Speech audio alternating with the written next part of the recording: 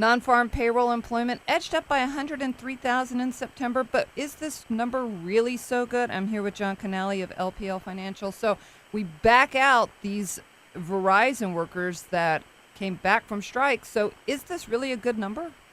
Yeah, I think relative to expectations is good, and if you just look at private sector payrolls, because you're sort of writing off the public sector that's shed over 600,000 jobs here in the last 3 years. We just focused on the private sector. Over the last 3 months, we've created about 120,000 private sector jobs per month. That's definitely not a recessionary number, and I'd also argue that beneath the surface of this report, there's some other good data.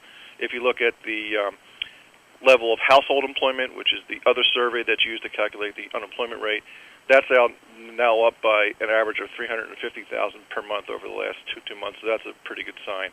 And then even the weather probably held this number down in September. Remember, we had a couple of bad. We had the hurricane in late August, and then we had another pretty severe rain event in September here on the East Coast, at least, and that probably held employment down as well. So I would argue that it's a little bit better than the headline suggests, and I think it's a pretty good end to a good week for the economic data here in the U.S.